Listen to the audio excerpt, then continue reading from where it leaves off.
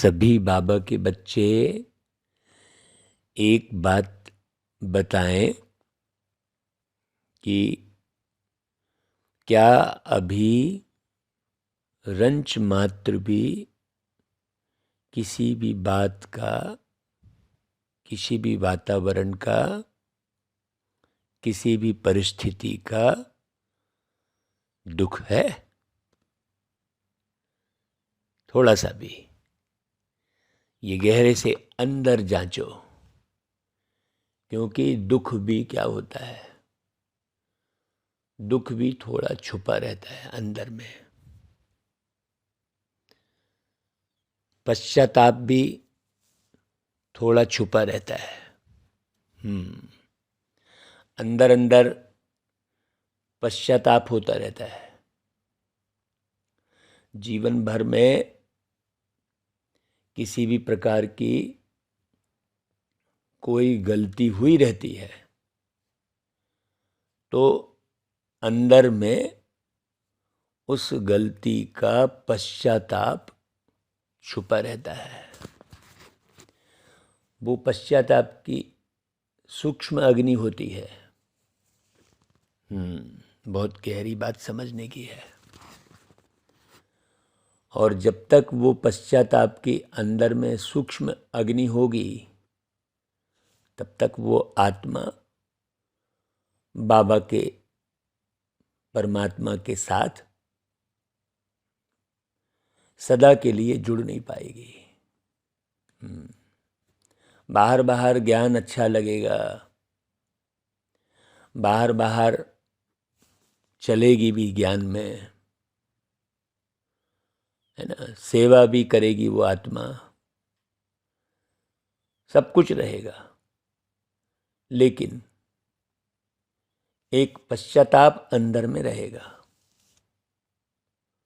उसके लिए बाबा ने कहा कि बच्चे, आपने जो कुछ भी गलती की है उसे बाप को बता दो।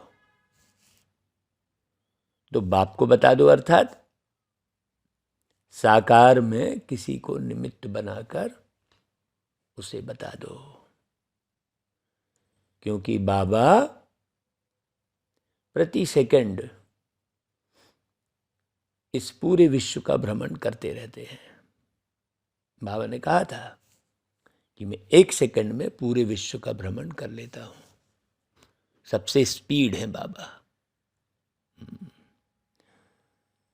सेकंड नहीं लगता। इसलिए सारे विश्व में जहां कहीं भी कुछ भी घटना घटती है, कोई भी आत्मा पुकारती है, क्योंकि सब मनुष्य आत्माएं प्यारे बाबा की संतान हैं। लेकिन हम बाबा के जो बच्चे हैं, जिनको बाबा पढ़ाने स्पेशल आते हैं, और जो बच्चे बाबा को पहचान कर बाबा की श्रीमत का पूरा पूरा पालन करते हैं, अमृत बेले से लेकर और दूसरे दिन अमृत बेले तक, है ना भाई, ये जीवन है हमारा। अमृत वेले से अमृत वेले तक, नुमा शाम की भी बात नहीं है। अमृत बेले से लेकर दूसरे दिन की अमृत बेले तक का पुरुषार्थ है, रिकॉर्ड है ना। तो इसे अच्छी रीति समझना है, अपने अंदर गहरे उतरना है। तभी तो आप बाबा को अच्छी रीति याद कर पाएंगे। इसलिए बाबा कहते हैं, मीठे बच्चे, सदा अपने को राज ऋषि समझकर चलो। है राज ऋषि, ये शब्द ही पूरी दुनिया में कहीं नहीं है। किसी भी ग्रंथ में, किसी भी साहित्य में, किसी भी साहित्यकार के पास ये आज तक ये शब्द नहीं आया। तो राज ऋषि समझ कर चलोगे तो तुम्हारे सब दिन सुख से बीतेंगे, दुख का नामो निशान नहीं रहेगा अंदर में, सूक्ष्म में भी। ऋषि मतलब पवित्र और राज मतलब समृद्ध, है ना भाई। नहीं तो दुनिया में ऋषि किसको समझते? हाँ, जो झोपड़ी में रह रहे हैं, एक वस्त्र में जीवन बिता रहे हैं, कभी खा रहे हैं तो कभी नहीं खा रहे हैं, तो शरीर का भी कोई ठिकाना नहीं है, बाल बढ़ रहे हैं, तो लोग उसे ऋषि समझते हैं। लेकिन बाबा ने कहा राज ऋषि, वो पवित्र रहेगा लेकिन समृद्ध नहीं रहता वो ऋषि। और बाबा समृद्ध बना रहे हैं। और है ना, पवित्र रहने वाला, और राज मतलब सारे राज को जानने वाला, आदि मध्य अंत। राज ऋषि शब्द में बाबा का पूरा ज्ञान आ जाता है। राज ऋषि शब्द में आदि सतयुग से लेकर संगम युग तक का ज्ञान आ जाता है। संगम युग में ऋषि और सतयुग में राजा,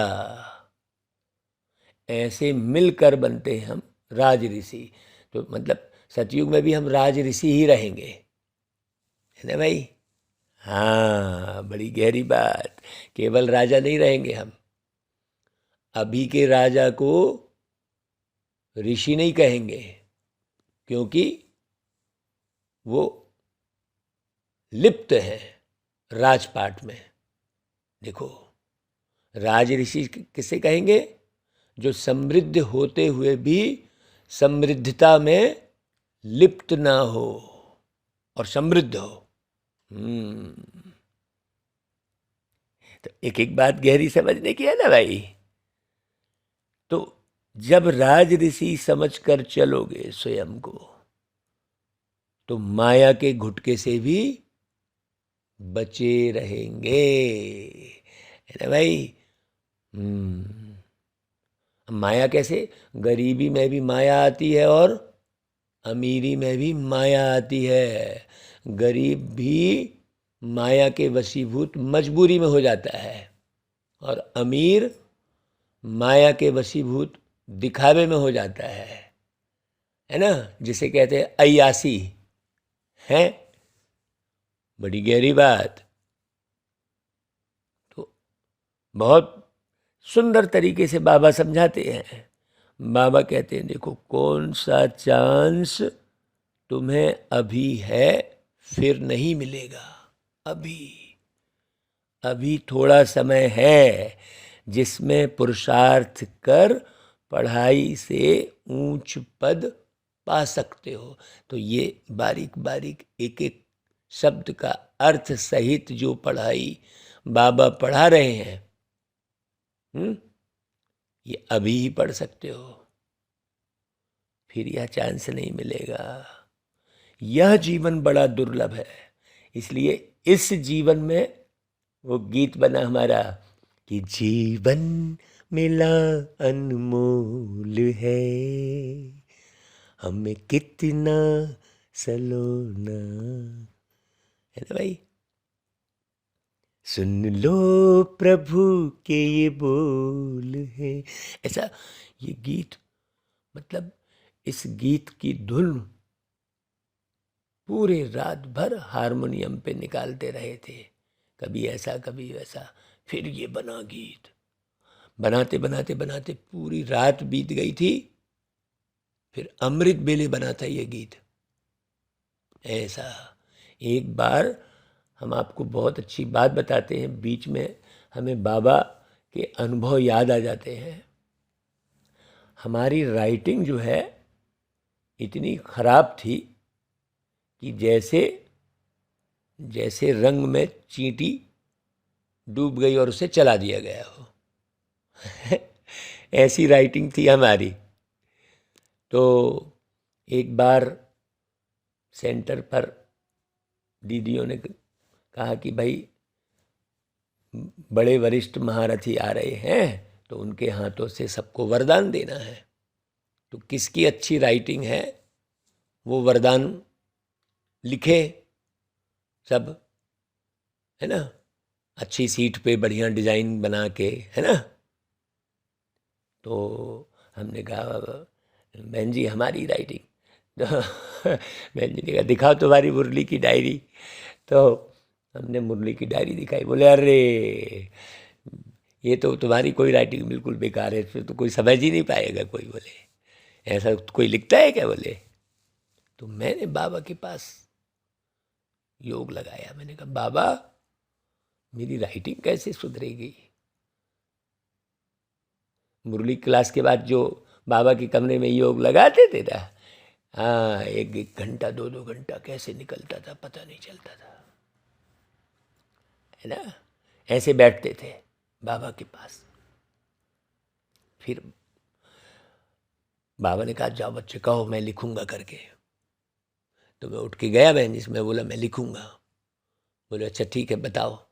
तो कुछ वरदान लिख के लाने के लिए हैं, अलग अलग देने के लिए बहन जी ने दिया हमको। हम पूरी रात भर वरदान लिखने का कार्य करते रहे। वंडर। बाबा ने कहा बच्चे जैसे तुम ब्रश से लिखते हो ना वैसे ही पेन से लिखना शुरू करो। मैंने कहा वाह ये तो बहुत अच्छी बात है। हम ब्रश से बड़ी सुंदर राइटिंग लिखते थे, घुमा घुमा के ब्रश को कलर में डुबो के ऐसा करके फिर ऐसा राउंड लेके पूरी पेंटिंग किया करते थे। मैंने बोला वाह। फिर जो लिखना शुरू किया, दूसरे दिन जब हम वरदान लेकर गए सेंटर पे, पूरी रात हमने वरदान लिखे। बहन जी ने कहा ये आपने लिखा है? मैं बोला हाँ बाबा ने लिखवाया है। बोले वाह फिर तो कमाल हो गई। फिर तो मुरली भी हम वैसे ही धीरे धीरे करके वैसी ही राइटिंग में लिखने लगे। तो बाबा चाहे जिससे भी जो कार्य करा सकते हैं, बस वैसी लगन चाहिए। तो पुरुषार्थ अभी करना है और स्पीड करना है पुरुषार्थ, क्योंकि ये जीवन बहुत दुर्लभ मिला है। कौन सा जीवन? ये ब्राह्मण जीवन। इसलिए कभी भी यह ख्याल नहीं आना चाहिए कि जल्दी मरे तो ये मायावी राज से छूटे, है ना भाई। नहीं तो कई बार ऐसा लगता है अरे यार दुनिया में एक भी जो है सच्चाई नहीं बची, ये नहीं हुआ, जल्दी से जल्दी हम शरीर छोड़ते तो अच्छा रहता, सतयुग आता। नहीं, पुरुषार्थ करके ऊंच पद पाओ। अगर यह ख्याल भी आता है कि जल्दी शरीर छूटे, तो यह ख्याल भी उन्हें आता जिन्हें माया तंग करती है। हाँ, या फिर कोई कर्म भोग है। भाई तुम्हें तो हर परिस्थिति में, हर वातावरण में, है ना भाई, हर स्थिति में बाबा को याद करना है और बाबा की याद से मायाजीत बनना है ना। बाबा ने गीत बजवाया किसके लिए? जो बच्चे बेचैन होते हैं, बाबा की याद में स्थिर नहीं रहते। हाँ, स्थिर योगी किसे कहेंगे? जो इस दुनिया में रहकर साक्षी होकर सबको देखे। बिल्कुल। और अपने पुरुषार्थ को साक्षी होकर नहीं देखे, अपने पुरुषार्थ को बिल्कुल लग के देखे, तीव्र पुरुषार्थ करे। कौन सा पुरुषार्थ करे? बाबा को याद करने का और अपने कर्म भोग चुकतू करने का। अभी नया कर्म भोग नहीं बनाए बिल्कुल जरा भी। तो जो अधीर होते हैं उसको ही बाबा कहते हैं कि धीरज धर मनुआ, धीरज धर तेरे सुख के दिन आए कि आए। क्यों? क्योंकि बाबा को ज्ञान है पूरा कि कब क्या होने वाला है ना। बाबा कोई तारीख फिक्स नहीं करते हैं, बाकी सब फिक्स है? सब कुछ फिक्स है। तारीख तो दिन तारीख ये सब सिस्टम पे चलने के लिए बनाए गए हैं। 1 बज गए, 2 बज गए, नहीं तो क्या कोई सूर्य आपके इस घड़ी को देखकर उदय थोड़ी हो रहा है। सूर्य उदय हो रहा है, उस आधार पर आपने घड़ी बनाई है। आपकी घड़ी को देखकर कोई सूर्य उदय नहीं हो रहा है, वो सिस्टम सेट है। इसलिए बाबा तारीख नहीं बताते हैं, बाकी सिस्टम पूरा सेट है। ओम शांति। भाई बच्चों ने गीत सुना, किसने कहा और किसने सुना? प्यारे बाबा ने, बेहद के बाबा ने, है ना। एक है हद के बाबा और एक है बेहद के बाबा। बाकी तो यहाँ हद के बाबा ढेर हैं, चाहे जिसको भी बाबा कहते रहते हैं, लेकिन बेहद के बाबा तो एक ही है। उन्होंने कहा, और किनको कहा? सभी सेंटर्स के बच्चों को कहा, और सेंटर्स के बच्चों ने सुना। बाकी तो कोई सुनता ही नहीं है, किसी को समझ में ही नहीं आएगा, है ना। जो सेंटर्स अर्थात यहाँ के भी जो सेंटर बने हैं, और सेंटर्स अर्थात परम धाम। अब परम धाम मतलब 5 तत्वों से परे की स्थिति, है ना। और परम धाम अर्थात श्रेष्ठ, परम यानी श्रेष्ठ धारणाओं वाला जीवन, है ना भाई। दोनों बातें हैं। तो देखो, बाप का भी बुद्धि योग सभी बच्चों की तरफ जाता है, बच्चों की तरफ ही जाएगा ना भाई बाबा का बुद्धि योग, क्योंकि बाबा को है बच्चों के लिए सुख की दुनिया स्थापित करनी है। नर हुए बच्चों को नारायण बनाना है बाबा को, तो बुद्धि तो बाबा की बच्चों की तरफ जाएगी ही, तो हमारी बुद्धि भी बाबा की तरफ जानी चाहिए ना भाई। तो सभी सेंटर्स के जो भी ब्राह्मण कुलभूषण व स्वदर्शन चक्रधारी अथवा राज ऋषि, देखो ये जो बच्चे हैं, उन बच्चों को यह भी स्मृति में रहना चाहिए कि हम राज ऋषि हैं। राज ऋषि का अर्थ कितना गहरा बताए भाई बाबा ने। सोचो, राजाई के लिए पुरुषार्थ कर रहे हैं, है ना, ऋषि बनकर, है ना भाई। हाँ, वैराग्य बुद्धि में, है ना, पूरी तरह से त्यागी और वैरागी जीवन, टेम्परेरी, है ना। जैसे धर्मशाला में रहते हैं ना, टेम्परेरी, धर्मशाला की हर वस्तु का उपयोग करेंगे, क्या कहते हैं उसे? धर्मशाला है। मतलब शाला यानी पढ़ाई वाला स्थान, माने धर्म की पढ़ाई वाला स्थान, है ना भाई। तो कौन सी स्थिति रहती है कि सबका उपयोग करते भी किसी में मैंपन नहीं जुटना, ये मुख्य धर्मशाला है, मुख्य पढ़ाई है कि नहीं भाई।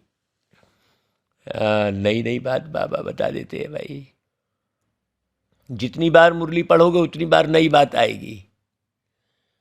तो बाबा राजाई के लिए पुरुषार्थ करवा रहे हैं, तो बच्चे भी राजाई के लिए पुरुषार्थ कर रहे हैं। जिस राज्य में देखो तो सदैव सुख के दिन व्यतीत होते हैं, ऐसी राजाई। कलयुग में तो है सुख के दिन बीतते ही नहीं है। जरा सी बात में दुखी है, जरा सी बात में तनाव में आ जाते हैं, चिंतित हो जाते हैं। तुम तो राज ऋषि हो, तुम्हारे भी सुख के दिन यहां बीतने चाहिए। राज ऋषि, है ना। अगर बच्चे अपने को राज ऋषि समझते हैं और निश्चय अटल अडोल कायम है, तो सुख के दिन बीतेंगे।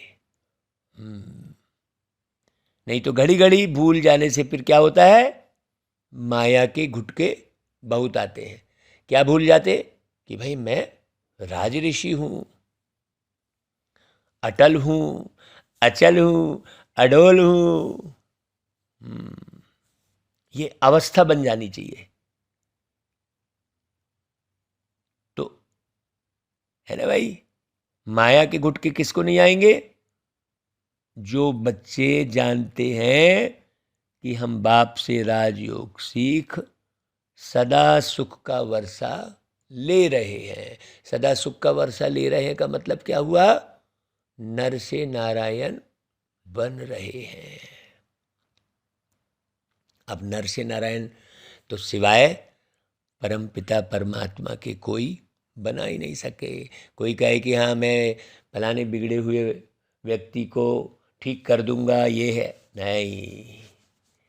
बिगड़ी हुई दुनिया को ठीक करने वाले केवल एक परमात्मा ही है, बाकी दूसरे कोई ठीक कर ही नहीं सकते। परमात्मा के सिवाय कोई ठीक नहीं कर सकता।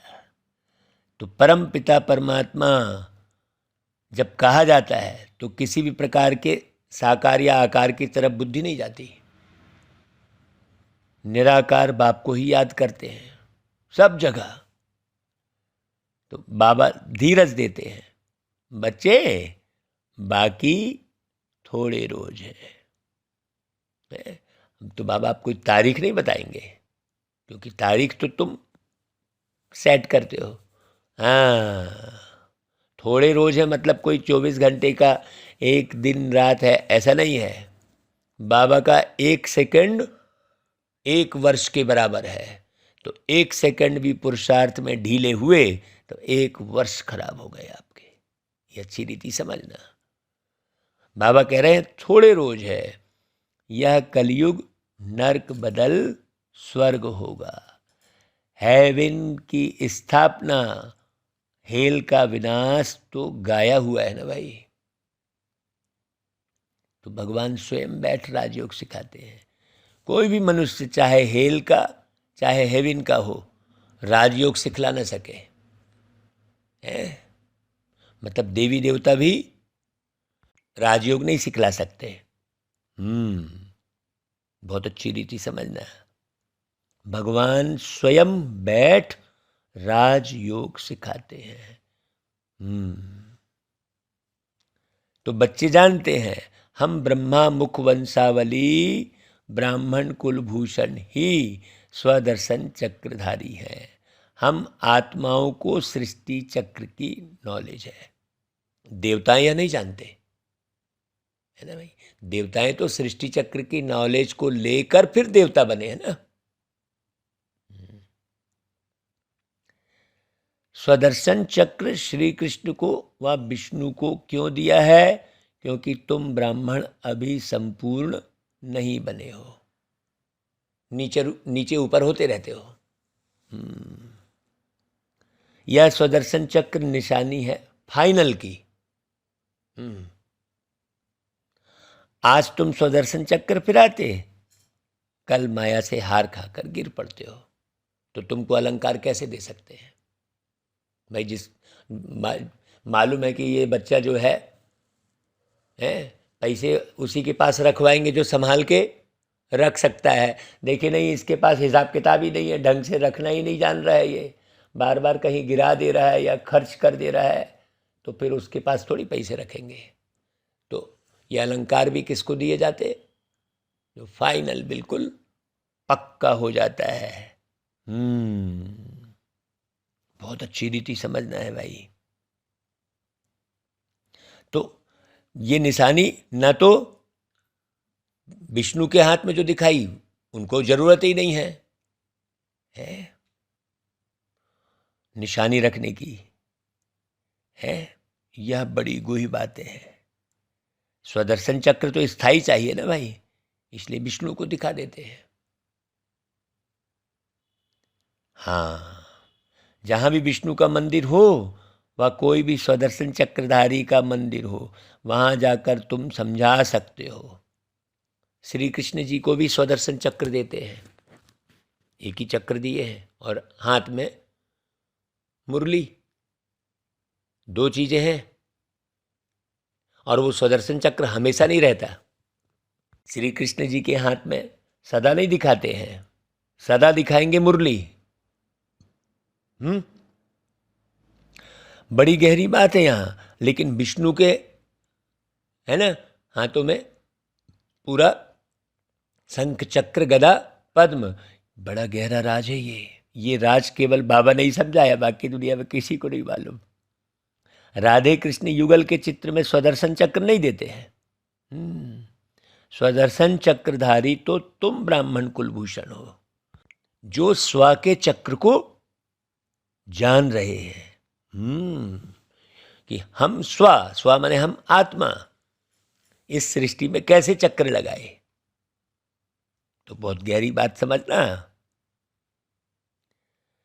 तो बाबा ही ब्राह्मणों को स्वदर्शन चक्रधारी अथवा त्रिकालदर्शी बनाते हैं।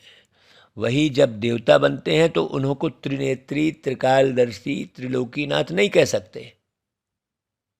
क्यों है ना भाई? क्योंकि अभी तो हम स्वर्ग की सीढ़ी ऊपर चढ़ते हैं और सतयुग से तो सीढ़ी नीचे उतरनी होती है। सतयुग के बाद फिर त्रेता आएगा, त्रेता के बाद द्वापर, द्वापर के बाद कलयुग, तो नीचे ही उतरे ना भाई।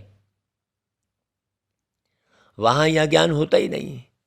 वहां यह मालूम होता तो फिर तुम रजाई ना कर सको, यही चिंता लग जाए। इसलिए भाई ड्रामा अनुसार किसी किसी को पुराने जन्म की याद रहती है। पुराने जन्म की याद आना तो बड़ा खतरा है भाई। वो ढंग से रह ही नहीं पाएगा। इसलिए किसी भी आत्मा को पुराने जन्म की स्मृति नहीं रहती है। हाँ, अरे 8-10 दिन पहले का भूल जाते। अगर भूले ना यदि व्यक्ति तो चैन से फिर जी न सके। तो अब बाप बच्चों को धीरज देते हैं कि बच्चे घबराओ मत, माया पर जीत पानी है।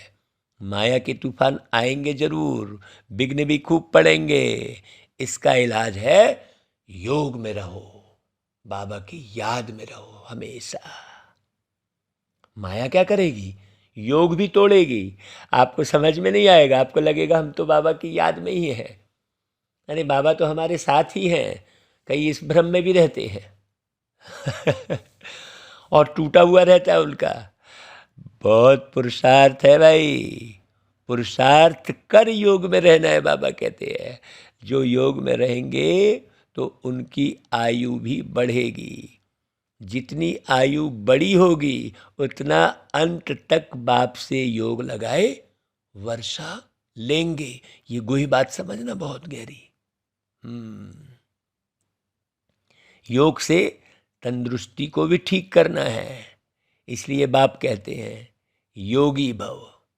हाँ, पवित्र, जो पवित्र रहेगा वही योगी हो सकता है। तो मेरे को निरंतर याद करो कहते बाबा। तो कौन निरंतर याद करेगा? जो आत्मा पवित्र रहेगी। याद से पवित्र बनना और पवित्र रहकर याद में रहना, दोनों कंबाइंड है। जितना पुरुषार्थ करेंगे उतना स्वर्ग में प्रारब्ध पाएंगे। तो बाबा कहते बच्चे योग में रहो तो तुम्हारे विकर्म भी विनाश होंगे। बाकी थोड़ा समय है। तुम ऐसे नहीं कहेंगे कि विनाश जल्दी हो तो हम स्वर्ग में जाएं, क्योंकि भाई यह जीवन बड़ा दुर्लभ है। ऐसे नहीं कि अभी हम शरीर छोड़ फिर नया शरीर लेकर पढ़ाई पढ़ सकेंगे, नहीं। बाल अवस्था में ही होगा तो विनाश आरंभ हो जाएगा, तब क्या करेंगे? बालिग भी नहीं बन सकेगा, क्योंकि इसमें छोटे बड़े सबका विनाश होने ही वाला है। तो जल्दी मरें, या वही कहेंगे जिनको माया बहुत तंग करती है या कोई कर्म भोग है, उनसे छूटना चाहते हैं, परंतु यह चांस फिर नहीं मिलेगा। इसलिए जितने भी कर्म भोग हैं वो सब अभी चुकतू करो, किसी के साथ हिसाब किताब बैलेंस लेन देन बिल्कुल मत रखो, इसलिए पुरुषार्थ में जुट जाओ। बाकी तो जब समय आएगा तो ना चाहते भी सबको जाना ही पड़ेगा। अभी भाई लेटेस्ट में जैसे तुर्की में भूकंप आया, क्या हालत हुई होगी भाई, सोचो अब कहाँ की ज़मीन किसकी ज़मीन, सब अस्त व्यस्त हो गया भूकंप में है। एक बार भूकंप आया था अहमदाबाद में, 5 मंजिल इमारत ज़मीन के अंदर, पूरी बैंक की बैंक जमींदोज हो गई थी। तब क्या कर लिए थे भाई, सोचो। तो पुरुषार्थ करो। बाकी जाएंगे तो सब, क्योंकि बाबा सबको रूहानी यात्रा पर ले जाएंगे। बाबा के इशारे पर सब कुछ होता है। तो यहाँ हमको बाबा डायरेक्ट पढ़ा रहे हैं, कितने खुश नसीब है हम। बाबा ऐसे नहीं कि सिर्फ 10-20 लाख को ले जाएंगे, जैसे कुंभ के मेले पर 10-15 लाख जाते हैं, तो ऐसे थोड़ी होगा।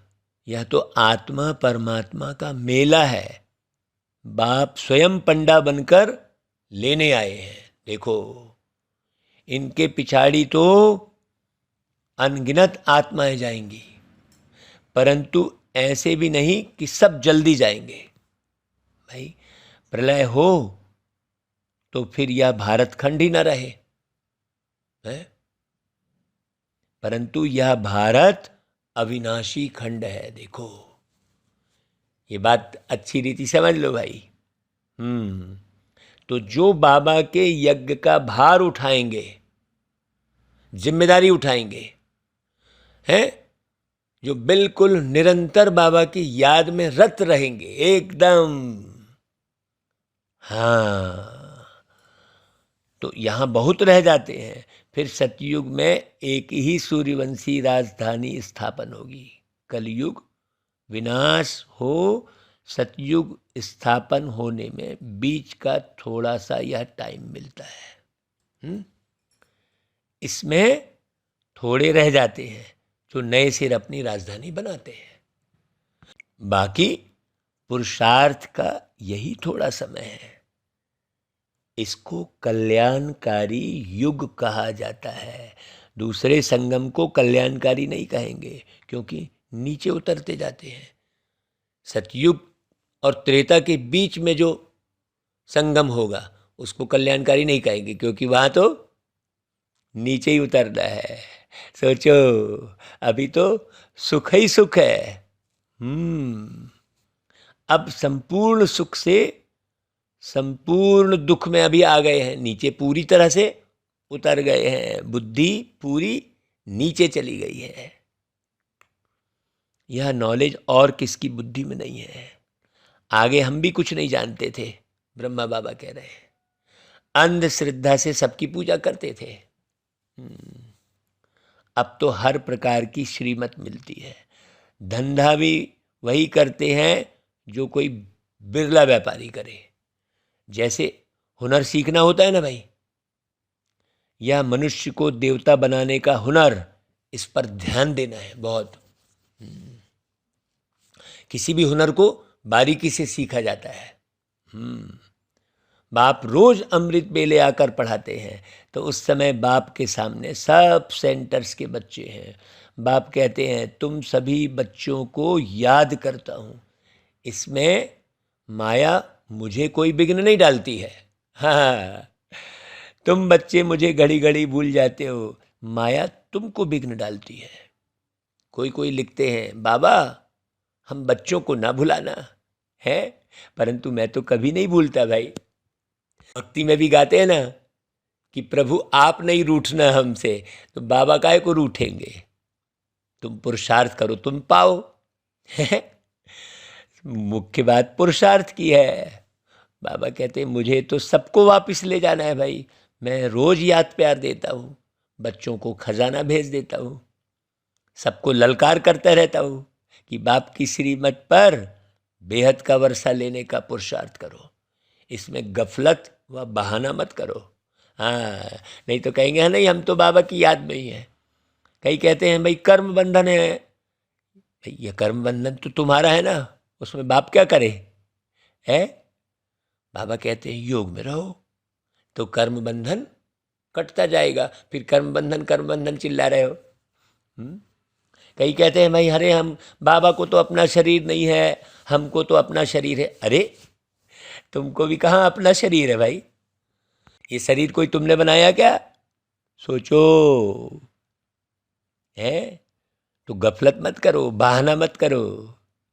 है बाबा को याद करोगे तो फिर विकर्म नहीं होंगे। आधा कल्प तुम विकर्मों से छूट जाएंगे। फिर ऊंच पद पाने के लिए फिर सर्विस भी करनी है। हाँ, ऐसा नहीं कि हम अब बस खाली याद में ही बैठे हैं। नहीं, उस याद को सेवा में लगाओ, है ना भाई। मम्मा बाबा कैसे अच्छी रीति समझाते हैं। कोई कोई बच्चे भी अच्छी सर्विस करते हैं। तुमसे कोई पूछे तुम्हारी एम ऑब्जेक्ट क्या है, तो यह कार्ड हाथ में दे दो। हाँ, ऐसे छपा के रखो। बाबा ने बहुत साल पहले जब हम मधुबन मिलने गए थे तो हमें मालूम पड़ा था कि व्यापारी विंग वालों से बाबा मिलेंगे, तो फिर हम व्यापारी विंग में शामिल हो गए थे कि भाई बाबा से मिलेंगे करके। तो उस समय बाबा ने कहा था कि बच्चे ऐसा विजिटिंग कार्ड छपाओ।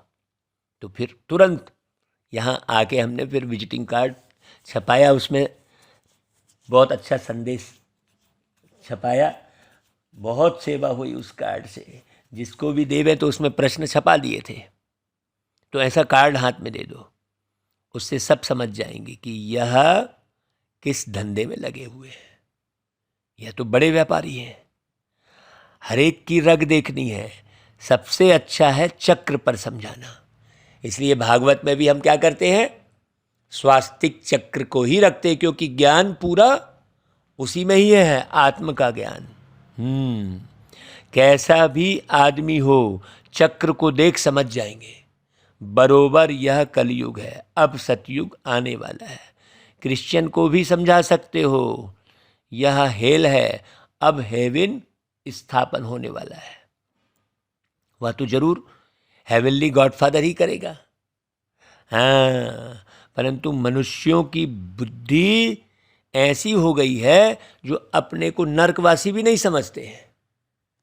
कहते भी हैं फलाना स्वर्गवासी हुआ, तो समझना भी तो जरूर चाहिए ना कि भाई हम नरक में हैं। अभी कलयुग है, पुनर्जन्म भी जरूर कलयुग में ही लेंगे। अभी तो स्वर्ग है नहीं ना भाई। बाबा तो कहते हैं शमशान में भी जाकर समझाओ, परंतु बच्चे क्या हैं, झट थक जाते हैं। सोचो, सवेरे अमृत बेले जब हम उठते हैं तो बाबा की याद में बैठते हैं, फिर मुरली भी रिकॉर्ड करते हैं, तो कई जगह सुनाई दे जाता है बाद में 5 बजे करीब। कहीं भजन गा रहे होते हैं, कहीं प्रवचन चल रहा होता है, तो लगता है उठ के जाएं वहाँ उस मंदिर में चले जाएं तुरंत सवेरे सवेरे। कई बारी जो अजान बजती है तो अजान बोलने वाले के पास जाएं, ऐसा मन में आता है कि उठ के जाएं भाई, वो अजान में बोल क्या रहे हैं, जिनको याद कर रहे हैं क्या उनको जानते हैं। ऐसे अंदर में उत्कंठा होनी चाहिए, है समझना चाहिए। अभी तो कलयुग है, अगर स्वर्ग में पुनर्जन्म लेने चाहते हो तो आकर समझो, ऐसा बताना चाहिए। भाई हम भी पुरुषार्थ कर रहे हैं, जो फिर नरक रहेगा ही नहीं। स्वर्ग में चलना है, वहाँ विष नहीं मिलेगा, उसको यहाँ ही छोड़ना पड़ेगा। कैसे, यह बाबा युक्तियाँ बताते हैं, है ना। नेपाल में विजय अष्टमी के दिन छोटे बड़े सब शिकार करते हैं, तुमको भी सबको समझाना है। घर घर में शिव का और लक्ष्मी नारायण का चित्र जरूर रखना है। नौकरों को, मिस्त्रियों को भी समझाना है कि देखो भाई मौत सामने खड़ा है।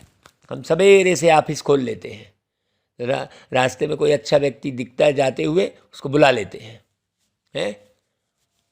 भाई मुरली तो अमृत बेले ही करीब करीब रिकॉर्ड हो जाती है, फिर उसके बाद तो कोई व्यापार धंधा शुरू होता नहीं है। तो बड़े आराम से बाबा की सेवा, बाबा को याद करके कर सकते हैं।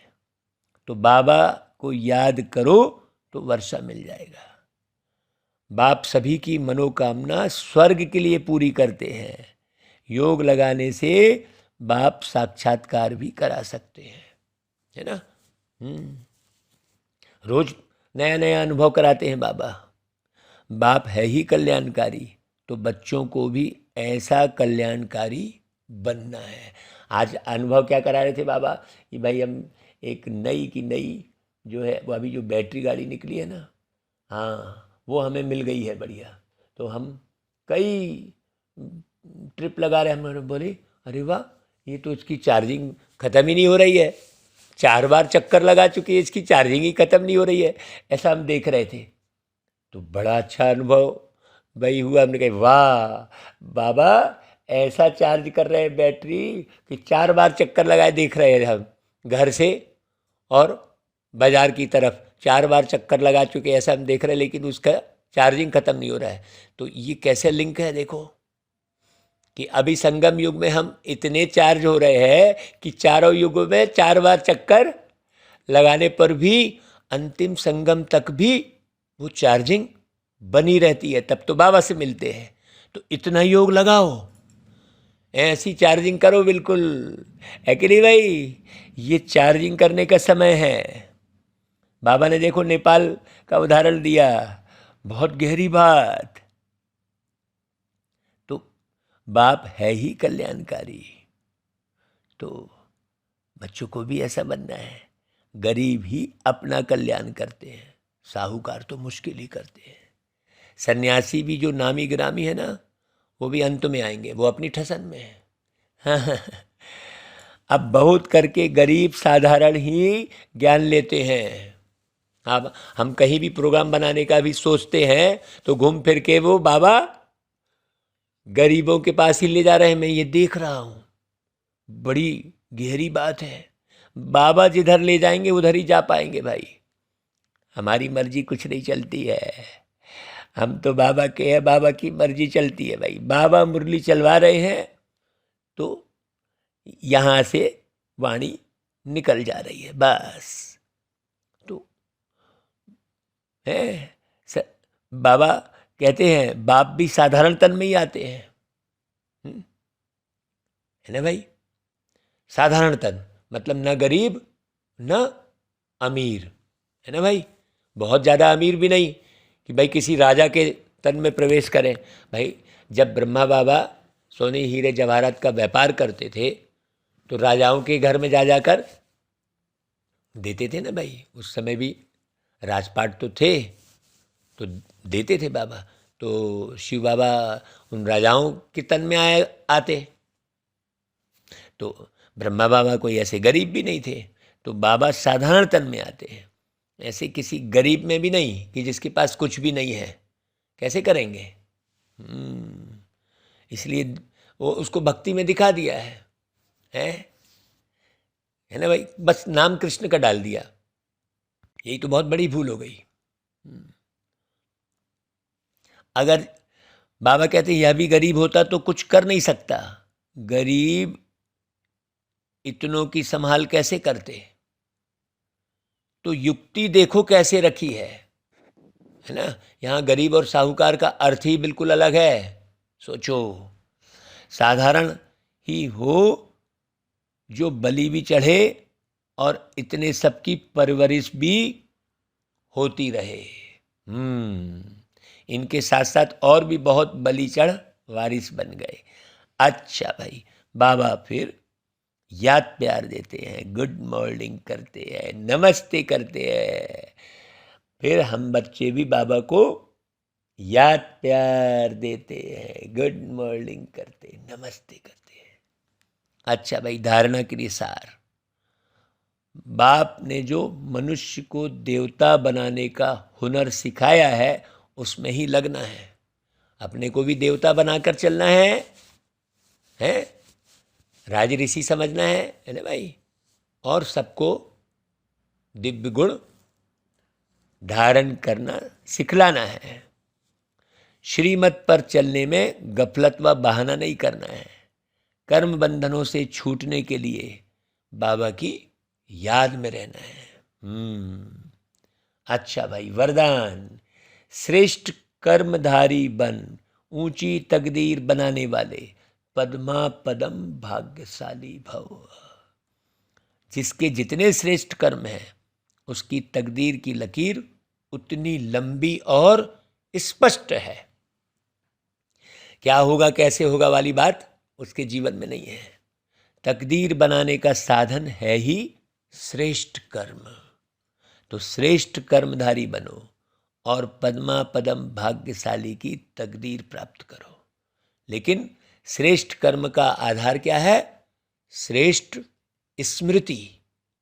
स्मृति, हाँ, श्रेष्ठ ते श्रेष्ठ बाप की स्मृति में रहने से ही श्रेष्ठ कर्म होंगे। इसलिए जितना चाहो उतना लंबी भाग्य की लकीर खींच लो। इस एक जन्म में अनेक जन्मों की तकदीर बन सकती है। अच्छा भाई, स्लोगन, अपने संतुष्टता की पर्सनालिटी द्वारा अनेकों को संतुष्ट करना ही संतुष्ट मणि बनना है। तो इसमें अभी थोड़े से मातेश्वरी जी के महावाक्य भी आज की मुरली में है। जो मनुष्य गीत गाते हैं,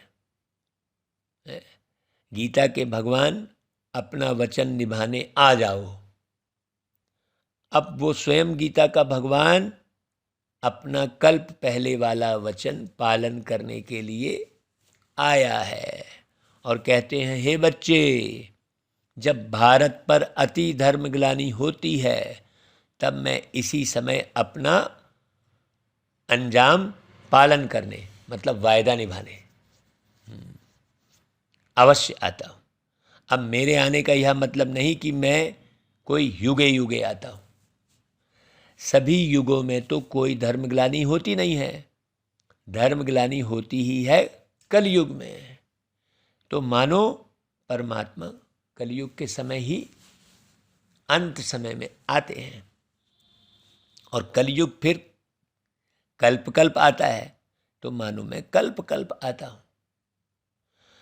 कल्प में फिर 4 युग हैं, इसको ही कल्प कहते हैं। आधा कल्प सतयुग त्रेता में सतोगुण सतो प्रधान है। वहाँ परमात्मा के आने की कोई ज़रूरत ही नहीं है। और फिर तीसरा द्वापर युग से तो फिर दूसरे धर्मों की शुरुआत है। तो उस समय भी अति धर्मग्लानि नहीं है। अति धर्मग्लानि, अभी तो अति धर्मग्लानि मतलब सभी धर्मों में है नीचे गिरने वाली स्थिति हो गई है। तो इससे सिद्ध है कि परमात्मा तीनों युगों में तो आते ही नहीं हैं। बाकी रहा कलयुग, उसके अंत में अति धर्मग्लानि होती है। उसी समय ही परमात्मा आए अधर्म विनाश कर सत धर्म की स्थापना करते हैं। अगर द्वापर में आया हुआ होता तो फिर द्वापर के बाद तो अब सतयुग होना चाहिए, फिर कलयुग क्यों? ऐसे तो नहीं कहेंगे कि परमात्मा ने घोर कलयुग की स्थापना की। अब यह तो बात हो ही नहीं सकती। इसलिए परमात्मा कहते हैं कि मैं एक हूँ और एक ही बार आकर अधर्म का कलयुग का विनाश कर सतयुग की स्थापना करता हूँ। तो मेरे आने का समय संगम युग है, इसे अच्छी रीति समझना। मनुष्य आत्माओं को किस्मत बनाने वाला है, मनुष्य आत्माओं की किस्मत बनाने वाला और किस्मत बिगाड़ने वाला कौन है भाई?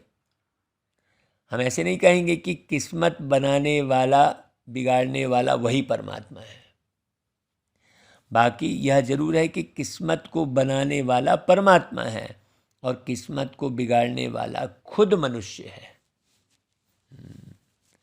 अब यह किस्मत बने कैसे और फिर गिरे कैसे, इस पर समझाया जाता है। मनुष्य जब अपने को जानते हैं और पवित्र बनते हैं तो फिर से वो बिगड़ी हुई तकदीर को बना लेते हैं।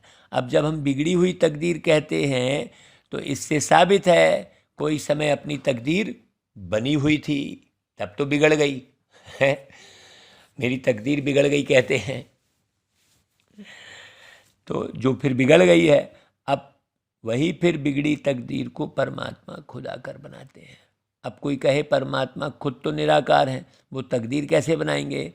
तो इस पर समझाया जाता है कि निराकार परमात्मा कैसे अपने साकार ब्रह्मा तन द्वारा, अविनाशी नॉलेज द्वारा हमारी बिगड़ी हुई तकदीर को बनाते हैं।